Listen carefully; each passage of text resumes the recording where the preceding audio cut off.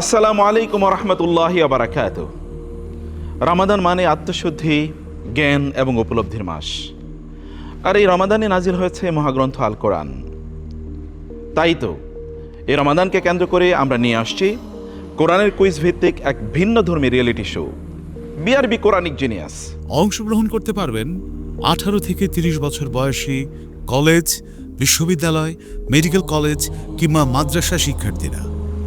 চলছে online registration. Visit করুন www.quranicgenius.com, Facebook/QuranicGenius, mobile নম্বর 01841517575।